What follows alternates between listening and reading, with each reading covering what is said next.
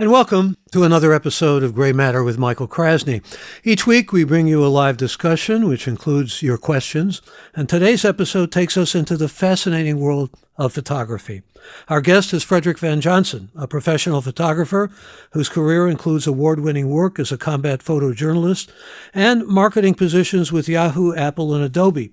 He's also a content creator, industry influencer, and entrepreneur, as well as the founder and CEO of TWIP, This Week in Photo, part of the TWIP network on YouTube and iTunes, where since October he's played a prominent role with the photographer site SmugMug, which acquired TWIP. So we now have what's been characterized as the trifecta of Flickr, SmugMug, and the TWIP podcast. He presently serves as head of content with them in new media.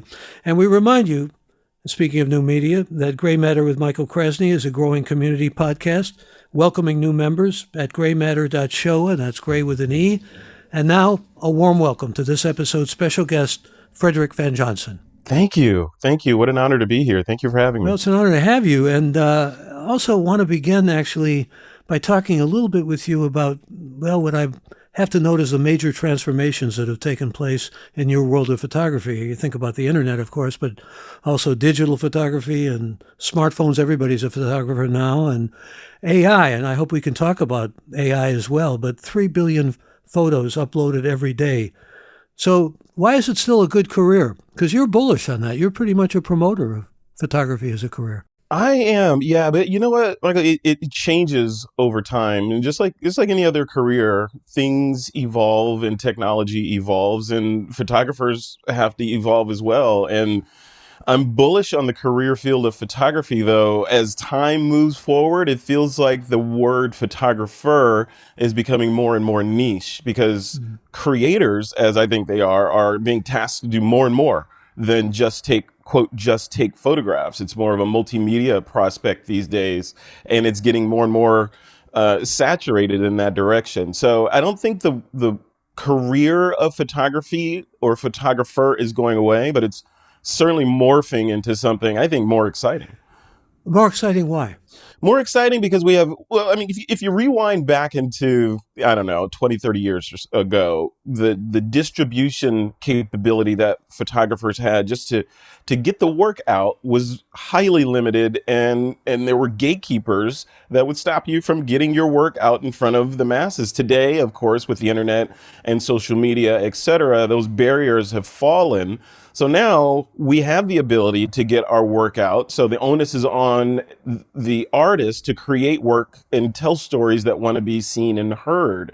I think it's exciting because the tools that we have get better and better and better literally every week, whether it's the cameras, the software, distribution, even methods of storytelling, like Apple with their Vision Pro headset, or Meta with their Quest. All these different ways that people are consuming content means that photographers will have to kind of skate to where the puck is going and create content to suit those mediums and those audiences, which keeps it exciting. It's just, it just continually evolves into something different, which means it'll never be boring. I want to talk with you. You mentioned photography as an art, about photography as an art, but to be a commercial photographer, I've heard commercial photographers, friends of mine, for example, complain, there's just too many images on the internet. You can't really create new images as well or as easily as you used to be able to, because they're all there for you. And AI has, if anything, probably increased that. Mm-hmm. Quantum increasing. Yeah, literally. There's nothing new under the sun, they say, right? But that's true and false. There's nothing new under the sun, but there's new ideas and new people and new situations and new stories to tell every single day. So sure, there's been a million bazillion photographs taken of, say, the Golden Gate Bridge or whatever subject that you want to photograph, but has it been photographed today in the way that you want to photograph it? Has it been photographed or created in an AI world or using some sort of VR technology so people can do things that was never possible before having these technologies? So yeah, I don't think there are no new atoms or energy, right? If we look at the whole conservation of energy idea but it's kind of a reimagining of the whole space. And it's kind of looking at things with a new light and refreshing and synthesizing what's happening in the world today and the zeitgeist of what the population is thinking and cares about, and translating that into stories and photographs and, all the other media that we create for. Well, you did a whole webinar on AI, and I would recommend that. In fact, it's online now, I believe. And there was a good deal of talk about, the changes that are going to be imminent, but changes that are already taking place with photography. What do you see as the biggest changes, and where's it all going? What's the trajectory ahead, do you think? Yeah, that's a really great question. If anyone tells you they know where all this is going, don't believe them, right? That's the whole "I'll sell you the Brooklyn Bridge" kind of idea. This is all brand new, which I think it is terrifying to a lot of people, a lot of photographers and content creators, because the truth is AI and technologies like ChatGPT, those large language models, or Midjourney, that these AI image generation, text to image models, sure, they in some cases obliterate the need for what was once a full-time position that could do that. Now you could do it watching TV on your phone and generate text or an outline, or even the bones of a script for a interview or something, or some kind of story you want to tell. So I think the morphing of the industry is necessary right now. In fact, I think it's going to go further. Like, if you ask me, when you ask me where are things going, if I was to take an educated guess, looking and kind of putting all the pieces together that we're dealing with, whether it's VR, AR, crypto with NFT technology in there, all the things, we take all these things and put them together. What does that look like? And I feel like it is almost a science fiction kind of world that we're moving toward, where you could put on a headset and literally go have a conversation with your therapist in another country and have it feel not like you have all this hardware between you and the other person. It will feel natural. Or, of course, the entertainment industry, those are obvious uses. The healthcare industry, it goes on and on. I think once you enable these sorts of technologies, it becomes obvious. So I had a conversation with someone yesterday. We were talking about where this stuff is going, and the analogy I drew was, imagine if you could go back in time before Hollywood, or to an alternate universe where there is no Hollywood and there are no network of theaters around, but there was a thirst for that kind of storytelling. And then one company said, we're going to build a network of theaters, i.e., a place for people to deliver content. There would be an explosion of stories that needed to be told and created for those theaters. And that's kind of where we are now, with these different ways of getting stories into others' heads. It's kind of like an explosion of screens around the world where we as content creators will need to create content for. So I don't think it's a matter of, photography's dead. We've heard that before. We heard that 33 years ago when Photoshop launched. We heard, Photoshop is the end of photography. It's all over, right? And we heard it again when digital cameras started coming into their own. It's the end of photography, and real photographers shoot film, and we know where that went. So, and we're kind of at another reckoning. Real photographers don't use AI, or don't augment their images with AI, or they're not embracing it. I think those who don't embrace this stuff right now, I don't think it's a matter of atrophy or you're going to go away, but you will certainly be at a disadvantage to those that do, or at least understand these technologies. Well, there will be a kind of Luddite effect, those who want to hold on to the old ways. But what you suggest is how fast and rapid things are moving, which we can't even keep up with or conceive. I mean, there was a time when people couldn't have imagined, flying across the Atlantic, or even flying in an airplane, and now, look, there were times when we watched films and there was no sound, and who would have even conceived of sound? It's like that kind of a trajectory, and it's really hard to get your mind around. But in that webinar you did, there was mention of Elon Musk talking about this as an arms race. There's some pretty, and we did a whole podcast on this, some pretty scary sides of this too. You said science fiction, people think about that Arnold Schwarzenegger type of thing, that maybe artificial intelligence is going to get ahead of this regular intelligence that we like to think, although, have to look at humankind and wonder just how intelligent is it really with all the conflict we have, Yeah. difficulties we have. There was also in that webinar a good talk about making things more human. Mm-hmm. That's why I'm sort of skirting around this. I don't want to necessarily make this too philosophical, but Susan Sontag wrote a bunch of essays years ago, back in the 70s, and she was one of our premier intellectuals. And she said that photography takes away humanity.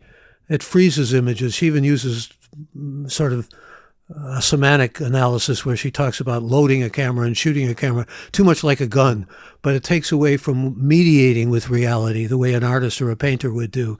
She wasn't saying got to do away with photography. She was saying it's not an art. Yeah. How do you respond to that kind of thinking? Oh, you're leading me, aren't you?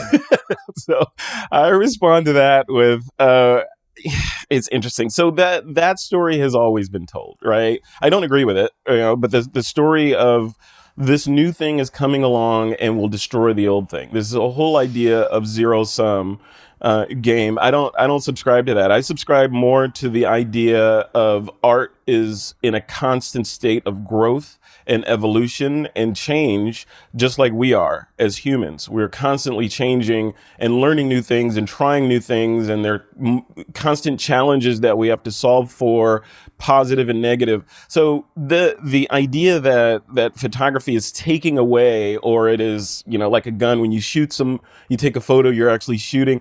That you could draw all kinds of analogies about any sort of art form. But this one, I think the point of time where we're sitting right now, that analogy of photography abstracting reality away from the real reality, that is more appropriate to what's happening today with AI and VR and AR and all of these technologies.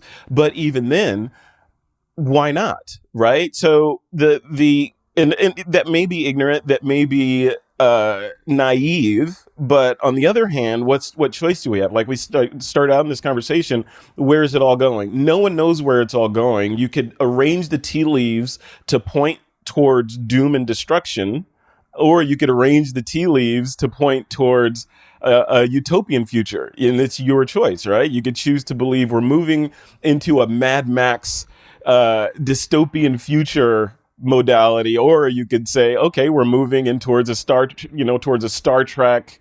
Everything is great, and we get along with aliens, and we're exploring the universe because of technology type modality. The choice is yours. The truth, obviously, is somewhere in between. But I think it's doing a disservice to the art form and to photographers to immediately dismiss these new technologies and vilify them because of what might happen. I think the smart play is to get educated and understand where they're going so you don't get left behind, and then press forward smartly with them. So yeah, I don't see this. That's actually a pretty good pragmatic view, and I think Frederick Van Johnson seems to take a stand in the more sanguine and optimistic planting of a flag. I keep seeing this quote: "Build a better world through the power of photography." Yes. How do we do that? I mean, that's where you stand. That's kind of the epitome of much of your philosophy with respect to photography. How do we build a better world through the power of photography? Great. I'm glad you brought that up. So you mentioned during the intro, the company that acquired This Week in Photo, the podcast, which, by the way, was founded by two other folks, and then I took it over. You're listed as a founder in most instances. Yeah. I would say, I don't know how you would say that. I would say I am more of a, I was a caretaker that then that stuck with it. So, but it happily stuck with it, obviously. But you look at the whole phrase of building a better world through the power of photography. When This Week in Photo was acquired by SmugMug, which is a photography photo sharing company here in Silicon Valley, their tagline is building a better world through the power of photography. The tagline for This Week in Photo is and was to entertain, inspire, and educate. So we put those two things together, and you have kind of this trifecta you mentioned. The building a better world means telling stories, essentially.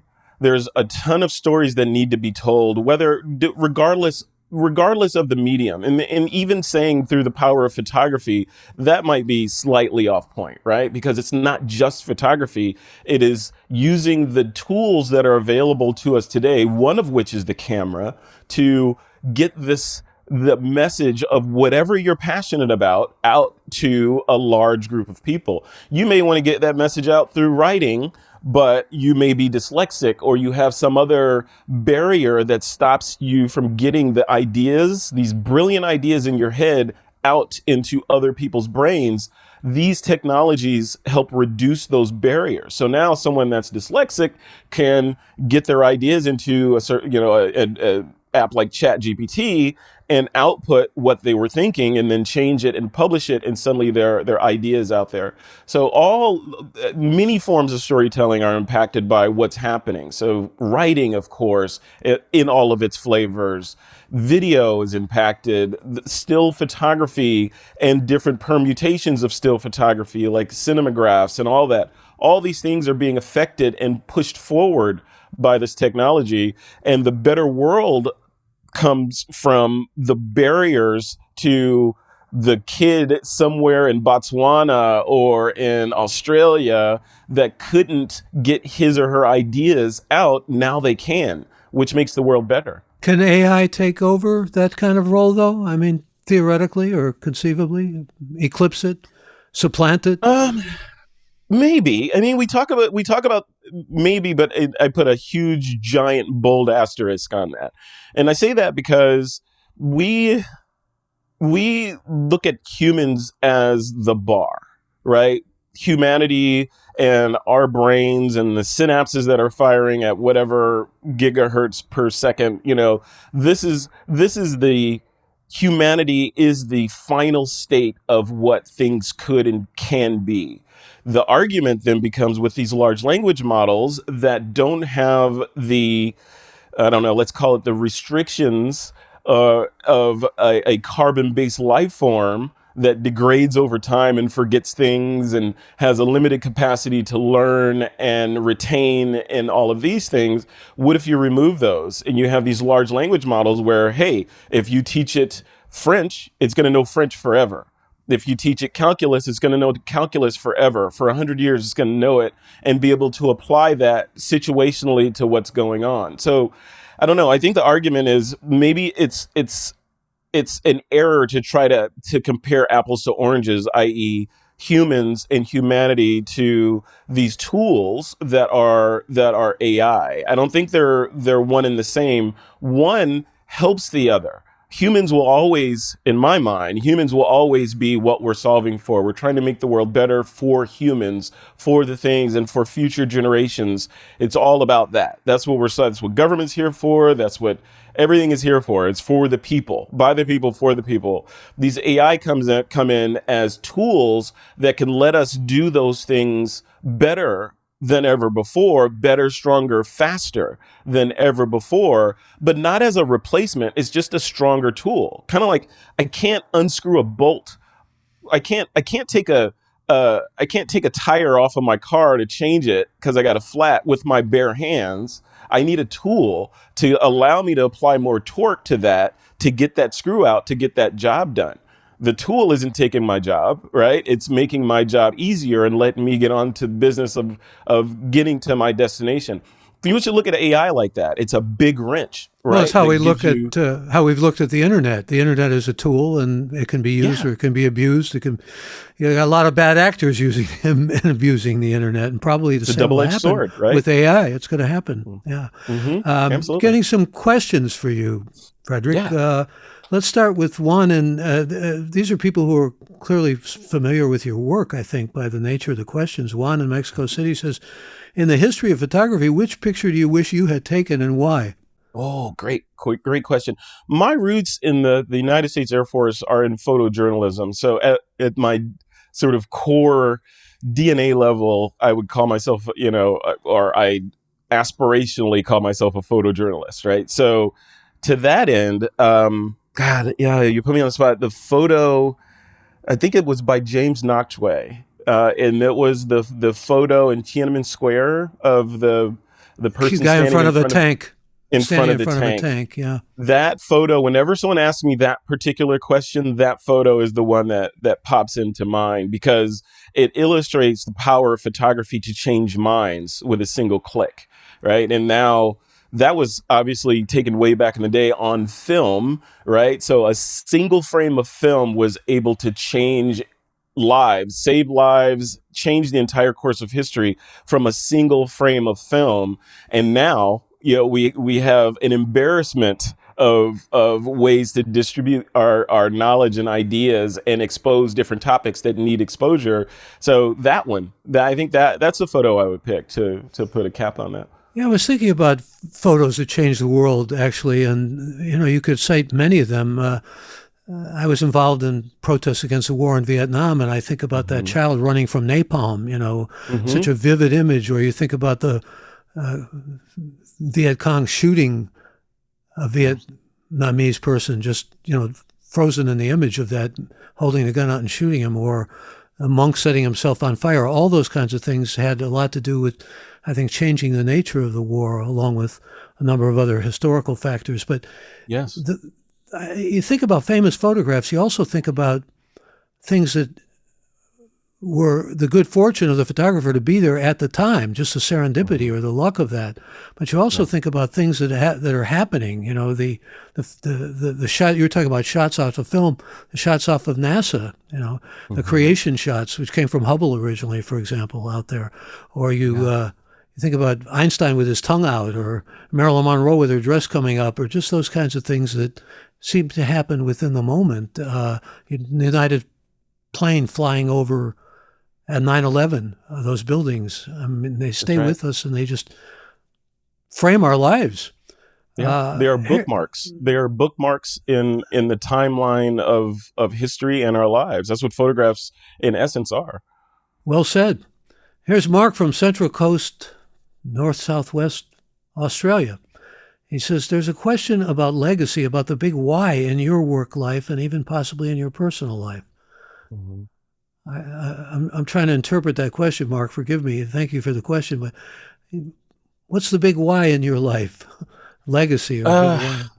yeah, you could take that in a number of different directions. I think he I wants to think know there's probably as a photographer. I mean, in Yeah, the context of why do you do this stuff?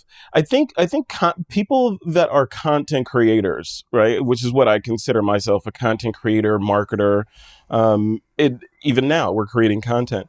I think content creators are driven by by various forces. In my case, it's I'm just a nerd at heart, right? So I love technology. I love art. I love communicating. I love talking to people, having smart conversations, intelligent discourse. That is what drives me, and that is why I continue to do what I do, and why we have a This Week in Photo community with a bunch of people that fit that mold. Very, very smart, talented people that gather to talk about things. Sometimes nonsense, but sometimes great things, and I think that's what it's all about. That drives me.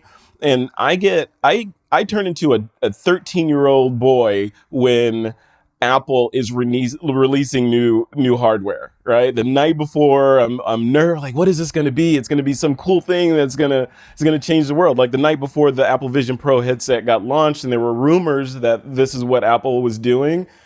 I was excited about it because of all the reasons we just talked about. It's a strange new world that we're going to be exploring. So what my why is a lifelong insatiable curiosity for learning new things and trying new things, which gets expensive, but it's something you can't get rid of. Just trying all this stuff, experimenting, trying to improve the quality of the podcast, trying to improve the quality of the stories that I'm telling.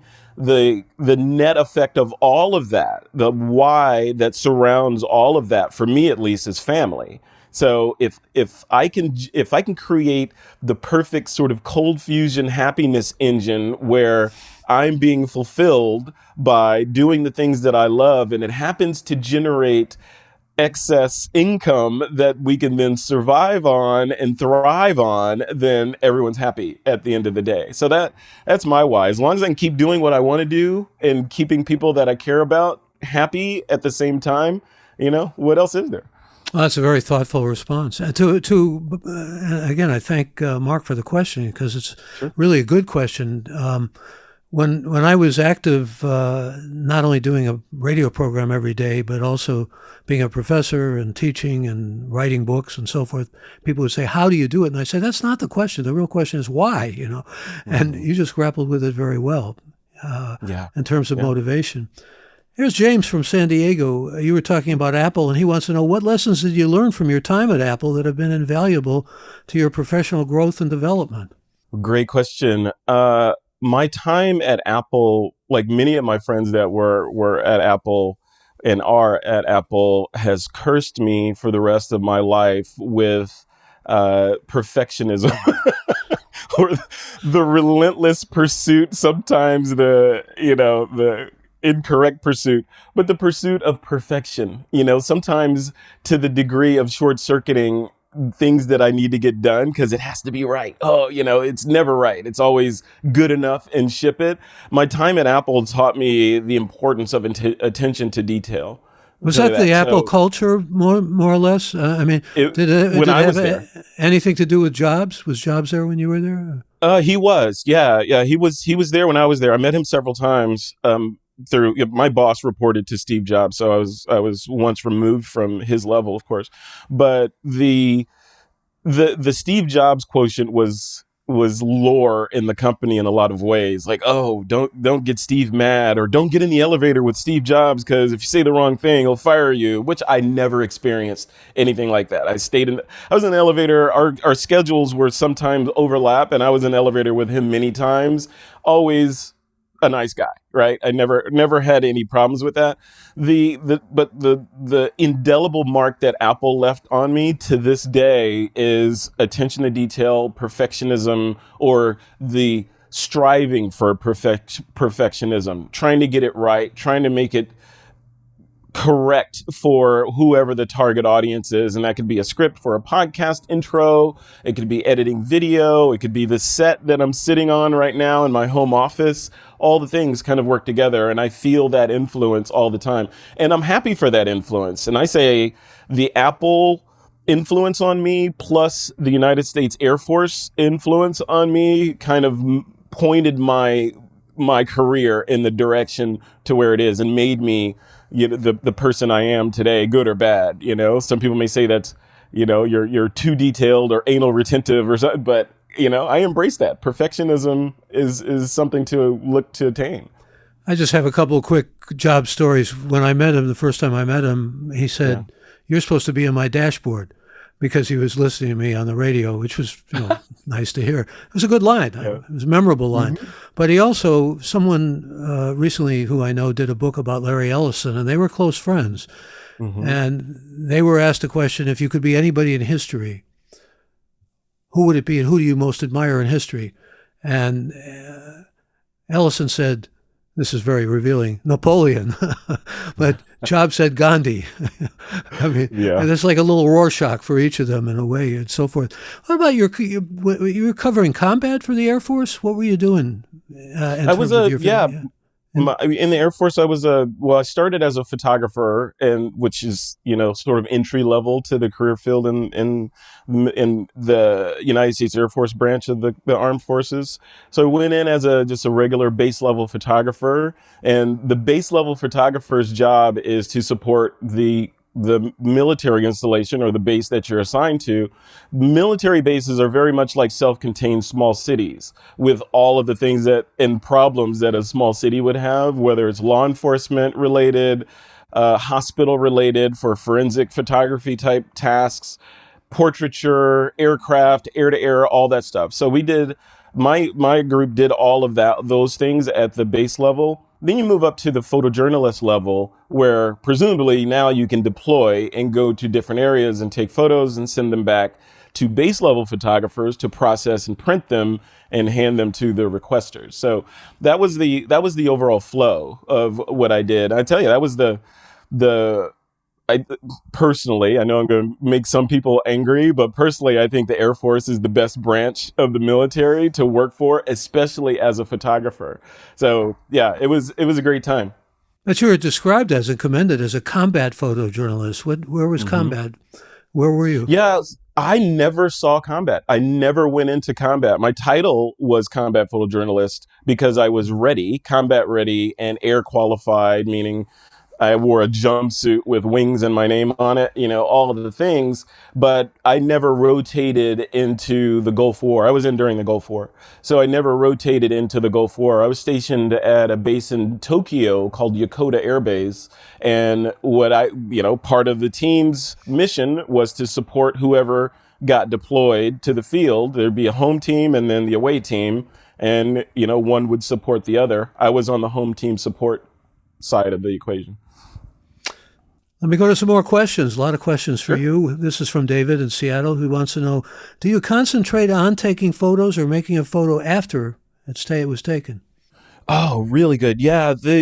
For me personally, I look at photography today, maybe not in the day that we used, back in the combat photojournalism days, but I look at photography today, at least for the non-photojournalistic genres, as capturing content that will later be synthesized into what you saw in your mind's eye. And this is a personal choice. So some photographers, they subscribe to the personal dogma of, I got to get it right in camera. It's got to be perfect, and I'm never going to alter the image because that would be disingenuous, which is a perfectly acceptable and fine way to look at it. I look at it more through the lens of, I'm capturing raw materials that I will then later massage into what I want my viewers to see. Again, if it's not photojournalism, then all bets are off. In fact, on the podcast, I used to say a lot that pixels were born to be punished, right? So all the pixels you capture, they are waiting to be punished and massaged into something that you think is acceptable to show to other humans. So yeah, I think to answer the listeners' questions, I think that for me, capture is only half of the equation. The other half is the performance, like writing the music and then performing the music. I like the line about pixels. In fact, I was kind of rooting around looking for some quotes that I thought would be of interest, and not to you as well as to those who are listening to us or will be listening to us in the future. Came across a Diane Arbus tweet, and I wondered how you might respond to this as someone with all of your experience. She said, a picture is a secret. The more it tells you, the less you know. Oh, wow. That's deep. Yeah, I thought it was pretty deep too. That is very deep. Yeah, that's a lot to unpack. I like that. Not a whole lot of response to that. The more it tells you, the less you know. Yeah, the photographs, depending on how you interpret a photograph, right, it's kind of like modern art in a lot of ways. The beauty's in the eye of the beholder. Someone can see a white canvas with one red dot on it and see the meaning of life in that piece of art, and another person sees a ketchup stain, right? So it's subjective, and literally in the eye of the beholder, what they're going to get out of that photograph, which I think in part is why photography is so beautiful in a lot of ways, because when you look at a photograph that is intended to be art, and it's artistic photo versus a snapshot of your parking spot at the airport so you don't forget it. If it's a real of something that the artist put their heart into, and they're trying to communicate through this two-dimensional medium to an unknown person that will be viewing it at some point in the future, that is where the magic happens, because when they get it, that is a little bit of electricity that flows through there. When the artist or the photographer said, I really want people to think A, B, and C when they look at this photograph. And if someone looks at it and they see D, E, and F, right? You might see they D, might E, and see F. D, E, and F. Absolutely. Yeah. Absolutely. Yeah. So it's magical. In fact, I could never understand those red spots. They weren't ketchup to my mind, but like a Rauschenberg or something. I would look at that, and I asked a lot of art critics through the years, please explain that to me. And the explanations usually had to do with texture, with the way things were juxtaposed, or, but it comes down to what you're suggesting. What does the eye see? And photographers see things differently. I mean, especially the really talented artistic photographers. I'm convinced they have a different kind of way of envisioning and seeing things. They do.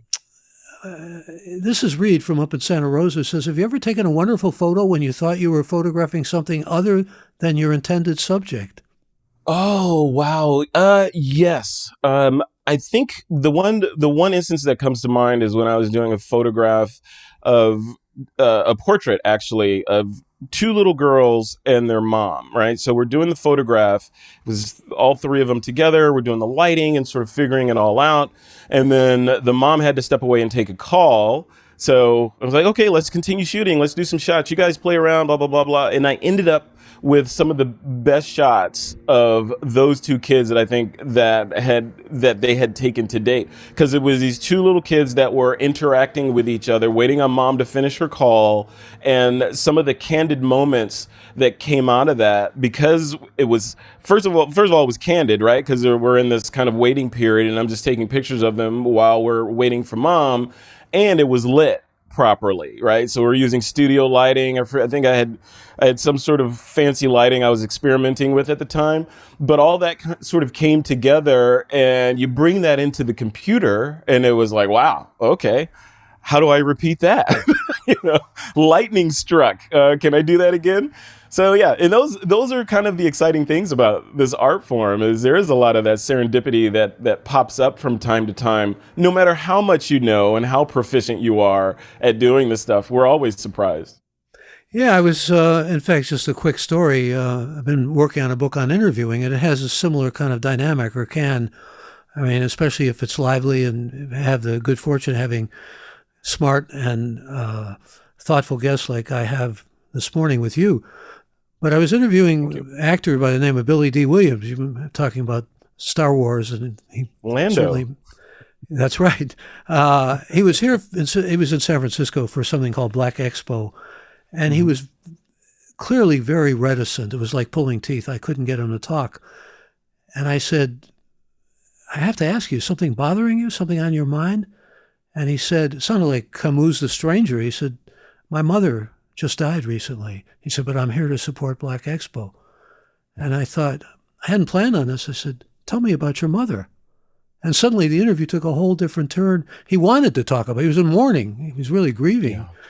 He didn't want to be there. But once he's given the opportunity to talk about how wonderful his mother was, everything changed. The whole interview changed. Anyway, just, we're not here to hear my stories. We got Colin, who wants to know, how do we reconcile the ability to manipulate photos so that they can convincingly represent things that did not happen with their power to tell a story? Are we destined to forever live in fiction when nothing can be assumed to be fact? Live more in fiction, he wants to know, than fact? Yes. I think the answer is yes. We are moving more and more towards a reality where reality can be convincingly recreated through a computer or through manipulation. And the fact is, like I said, Photoshop is about to enjoy another birthday, but it's 33 years old, right? And Photoshop has been on a trajectory. Excuse me, Frederick. That was the age Jesus was when he was crucified. I just wanted to. Sorry. And maybe AI is doing that to Photoshop. I don't know. Yeah. So, that was the thought. Yeah. Yeah. Sorry. Yeah. But it's on. Even back in the day when Photoshop was starting to mature, maybe when it first was released, there was this hubbub of, it's the end of reality as we know it, right? And as we move forward, Photoshop got more and more powerful, and other tools showed up to allow us to do more and more creative things, and now we have AI. So I think, part of the side effect of the advance of these things and these technologies is, reality, we're getting closer and closer to a world where everything you look at that's not right in front of you, and even some cases things that are right in front of you, has to be questioned and verified on. And you could look at that from a negative standpoint, right? So, I can't trust anything, and and there's some credible negative aspects to that, like with politics. What if someone simulates this candidate and makes them say things that they didn't say, and a certain group of the population believes it, thus changing the outcome of the election? Sure, that could happen, and we have to take that into account as we move forward. But on the other side, we're also building these photorealistic images that we could never do before, meaning we could imagine things and bring them to a two-dimensional reality, and in some cases a three-dimensional reality, like with a company called Unreal, that created Unreal Engine, which is able to create these real-time, full-on worlds that you could then enter into and interact with. And they're getting to a level now that it's almost indistinguishable from reality. And we're only in 2023. So imagine 2033 where things will be. So it's yeah, it's crazy. So yeah, reality as we know it is, it could be taking a hit, but we'll see how it plays out. Well, there may be alternate realities that we will find out about that we haven't discovered or haven't even conceived. And who's to say of. we're not in one of those? I mean, Elon Musk says we're in a simulation anyway, right? So That's right. This could be a hyper realistic simulation that we're living in, and this may be where things ultimately go. Bertrand Russell said this could all be a dream, right? And our dreams could be reality. I mean, there's no way to verify that. Exactly. I don't know what kind of empirical data you could produce to verify one way or the other. Here's zero. That's about right. Here's James in San Diego says, could you comment on, we're getting into some tech stuff, which I know you love, and it gives me an opportunity to explore some things with you too, but he wants to know if you could comment on the Apple's new Vision Pro technology. Are we entering a new era in the photography industry with that? Yes, I think so. I think one of the things that a lot of people missed in that Apple keynote was the fact that the Apple Vision Pro headset can also take 3D photographs or videos that can then be viewed from within the headset.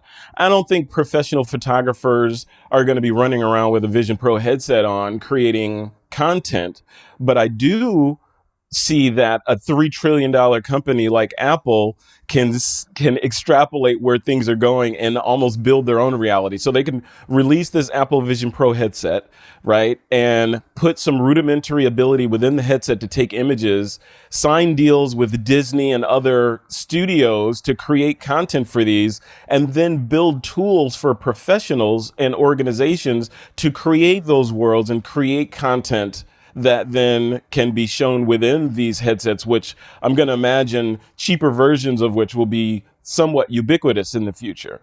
So I think from a photography standpoint, that's a huge deal that you can't ignore. In fact, I was watching videos from Apple's Worldwide Developer Conference just the other day, kind of get my brain around how to build these worlds. And I think that's a direction photographers and content creators are going to have to do, because we're going to have to start building content for areas that where they're congregating, right? So, and inside of the VR headset is where things are going. So as a photographer, yeah, absolutely. Yeah, you have to look at the Apple Vision Pro headset and whatever Meta might come out with next as a medium that you're going to have to learn how to create content for. Well, I listened to a number of your podcasts, and one of them you were talking about, I think it was with Troy Miller, about Nikon 28. I mean, yeah, that's exciting a lot of people. Where do you see that going at this point? Well, Nikon, their latest camera, or their flagship camera, is the Z9. They recently released, and the Z9, I don't want to get too geeky for the audience, but the Z9 is a camera that represents, for a lot of Nikon shooters and a lot of photographers, the holy grail of where these cameras should have been a while back in terms of using technology to improve things that we as humans are not great at, i.e. focusing. So one of the main tentpoles of that camera is it is borderline, I don't know, Arthur C. Clarke level focusing, right? It's right on the line of science fiction, how well it focuses and predicts where subjects are going to be. The Z8 came out, and one of the problems with the Z9 was price. It was priced out of the range of a lot of people, so you could dream about having those capabilities, but your wallet would not support that dream. Nikon recently released the Z8, which has many of the features of that Z9 camera, but in a smaller body with a smaller impact to your bank account, making it in the reach of many more people. So that's what we were talking about on that show. Like, why is the Z8 important, and why was the Z9 important? Together, for a lot of pros, it's the 1-2 punch, where their primary camera is the Z9, and that's what they're going to use for the majority of their work. And then they'll have the Z8 as a backup camera or a travel camera, or whenever they need a lighter weight body, they'll take that along. So yeah, lots of innovation in that space. What's going through my mind? A line of Paul Simon's. I got a Nikon camera. I want to take a photograph of you. Now, it was not exactly a great rhyme, but that was in one of his older songs. Can you also, you were talking in high dynamic range in one of your podcasts. I'd like to have you kind of reflect on that for the moment and where you see that going. Sure. Yeah. You need a tripod, first of all. I got that message.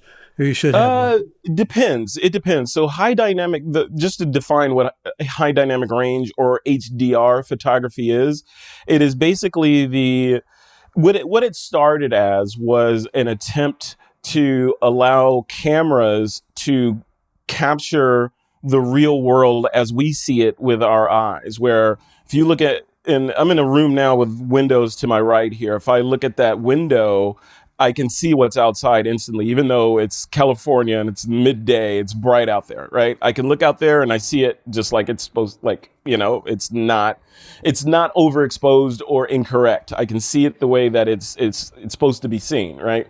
What high dynamic range does is simulates, or originally what it was concepted to do was simulate and be able to show that range of what our eyes can see. And our eyes literally can't see, like the cameras that are in our faces when we look at things that are contrasty, i.e.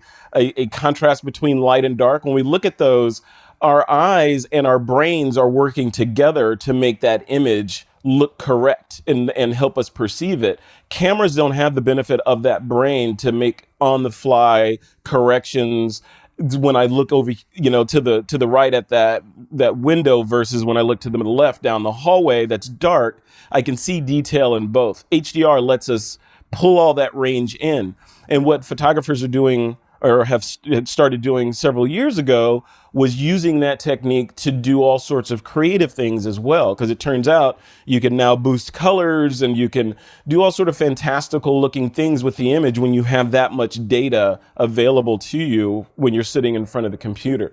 So HDR or high dynamic range is just another tool that photographers have in their tool belt to either express themselves creatively or to better tell a story, or in the case of real estate photography, which is where it's widely used, to be able to take a photo of the interior of a home and have it be exposed properly, but then the outside windows aren't blown out. You can actually see detail outside, just like if you were standing in that room yourself. So that's the whole point of HDR. Anything else in terms of tech or gear that you're particularly excited about or people ought to know about, maybe they don't know about yet? Yeah, there's so much. Where do we start, right? So the gear, I guess the question is right now, right? Because there's going to be something different tomorrow. I think the gear, on the gear side, maybe this comes from my time at Apple. I am different from a lot of my contemporaries in that I am not the guy that wants a ton of gear around me and I'm buying things just for the sake of buying them, even though I may lust after them and look at them and learn about them. I don't surround myself with a lot of technology. My philosophy is almost the reverse. How much can I do with how little? So I get excited when things downsize, like when Apple puts M2 and M1 processors in Macs, which then allow me to not have, need to have a huge desktop machine in my home office, which allows me to take this portable computer with me when I'm traveling and doing speaking gigs on the road. I can still have all this power and not have to make any sacrifices. So the things that get me excited now are just that, just the downsizing of technology and being able to do more as a solopreneur content creator than I could do, a couple of years ago, or something that required a team of people in a control room flicking switches and looking at displays. Now I can not replicate that, but I can do my own little smaller version of that and put out a really high acceptable quality of that. So those things get me excited. And there's a number of cameras that are out that get me excited about that, and tools that you plug into your home studio setup that allow you to do some really cool and interesting things that really, really excite me. One tool that I'll end this with is that I feel like maybe it changed a lot of how I approach content creation, especially podcasting. And that was a little piece of software called Ecamm, or Ecamm Live, which is it's a Mac app that you run on your computer, and it basically allows you to bring in a bunch of video sources and click buttons to change those video sources to different things, and then take that feed, your show as it were, and feed that out as a stream to YouTube or Twitch or Facebook, etc. And having that power to be able to send that and create production level content out from a desktop machine without a bunch of additional hardware and wires and cables and all the things plugged in. That's where I live. That's the magic of getting this stuff done and doing more with less. It's almost a full-time job just to keep up with things the way they're changing. I mean, they're changing Every by day. the hour, by the minute, maybe even. Here's Joe, who wants to know, with the new Apple Vision supporting stereo imagery, do you think future iPhones will shoot stills and videos in stereo? Yeah, I do. Again, I have no inside knowledge about that, so I'll preface it with that. But if I were a betting man, I would look at just the state of the union right now and what Apple is about to release and what's out there now, i.e. an ocean of devices that can capture content that everyone, for the most part, knows how to use.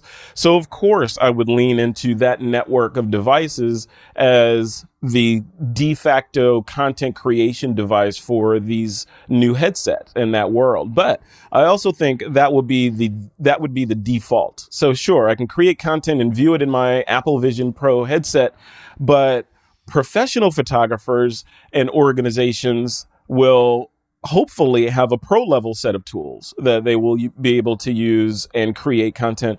Apple is no stranger to creating cameras. Apple created the Quick Take. You remember the Quick Take back in the day? Yeah. So they could dust off that IP and get back into the camera space, like really quick. I think companies like Nikon, you mentioned Nikon, Canon, Fuji, Sony, etc., should be paying attention to what Apple is doing with these headsets, and the fact that Apple, a $1 trillion company that is known for disrupting existing sort of dug-in industries, that looks to be kind of moving into the sites where, what if a company like Apple said, you know what? We want to own photography. We want to revolutionize photography. And they threw a couple $100 million or couple billion dollars at the problem, and maybe purchased a Nikon and their lens works. And I'm again, no inside knowledge here. I'm just guessing. This is a nerd sort of guessing and hoping. But if Apple decided to acquire the ability to create professional capture gear and then redefine the space where that imagery and that content is going, i.e. the Vision Pro, I think in a decade's time, 5 years time, the modality that we're in now, sitting in front of a keyboard, mouse, display, camera, lighting, and all that, will be completely turned on its head. And there'll be new ways for people to, or not replacing this, but additional ways for people to consume content that are arguably better than what we have today. Well, I say this without too much seriousness, but if they're going to sort of invest millions in that kind of operation, maybe they'll go meta too to compete with Zuckerberg, right? I mean, why not? Plausible. Why not? They're already competing, right? Apple already, yeah. They're kind of in a low key Cold War right now. So if that explodes into a full on, we are going to war against each other, between Apple and Meta, then Yeah, I don't think it's a good thing, and war is certainly not a great analogy to use for that. But I think in terms of the consumer being the beneficiary of these giant, Godzilla versus King Kong battles going on between these titans, I think we become the beneficiaries because the technology gets pushed forward, the whole idea of capitalism, and a race to create things that consumers want and will consume, and a platform slash device that will become mainstream. So I think we're heading in that direction. And if you look at the tea leaves, the pieces are neatly lining up to point there. So if I You was think maybe betting, I would bet there. there'll be a fight between the two titans, and like we're going to see between Musk and Zuckerberg? I mean, a Oh, you literal mean fight? the physical fight? Oh, I'm I just hope joking. not. I don't I know what hope to they make don't. of that. I think it's looking I like they saw that. will.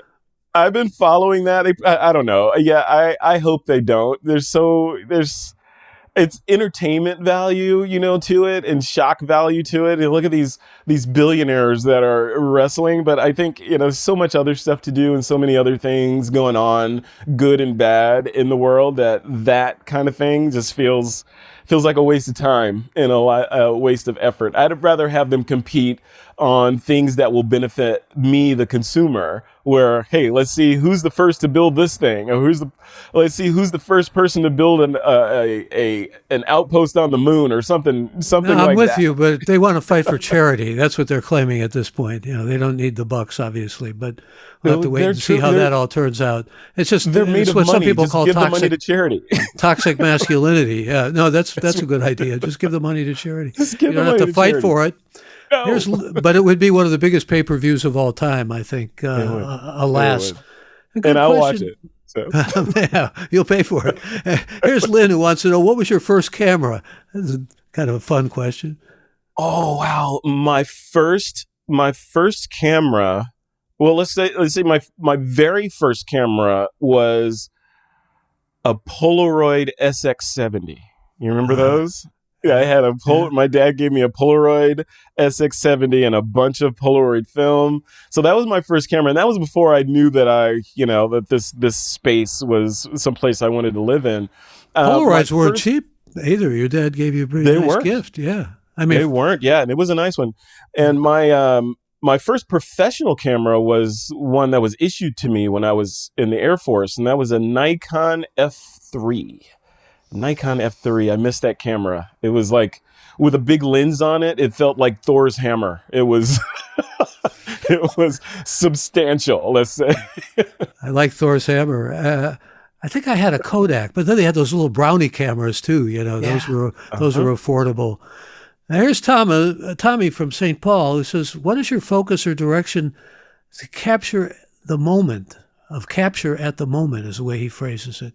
Oh, so at this moment right now, yeah, I think the thing that excites me, that gets me excited most right now, for example, if you were to look at my YouTube watch history, you'd see artificial intelligence, imaging, a lot of photography in there.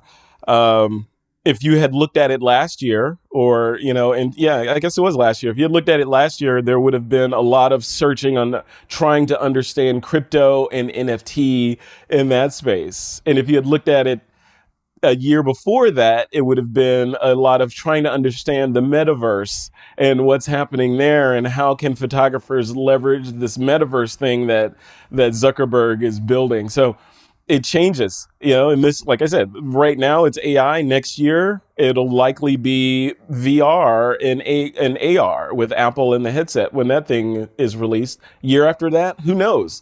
And that's the fun of this stuff, because it's always changing, but there's always that content line, or that constant line of storytelling and content creation in there. So it just continues to be fun. That's the constant line, but you have to change too. I mean, Yes. essentially, there's a lot of adaptation and accommodation and all the rest of it going on in you.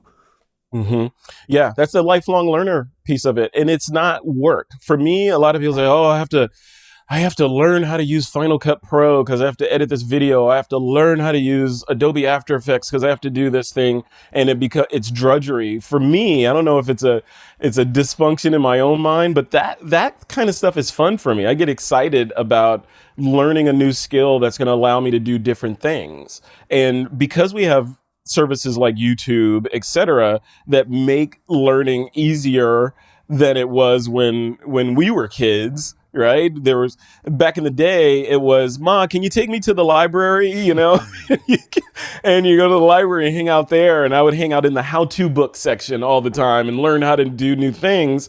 And now I can do that from my iPad, sitting on the couch. You know, I have a wild hair about a certain topic. I can learn about it directly from my iPad. And that's getting even easier with ChatGPT and services like that. Well, ChatGPT and all of AI will make things... you won't have to bother with a lot of stuff that we bother with now. It's going to make things a lot easier. I mean, just on the positive, brighter side, you're not going to have some of the onuses that you have now. They'll be gone, right? Yeah, it takes a lot of the friction away. And like I said, it drops barriers. For example, one of the ways that I use ChatGPT is managing This Week in Photo YouTube channel. And to create or to get a list of, say, 5 to 7 suggested titles for a video. Before ChatGPT, I would sit down and can kind of think about it, maybe do some research and look at what other people that have released similar videos, how have they named their, thing that's similar to my content.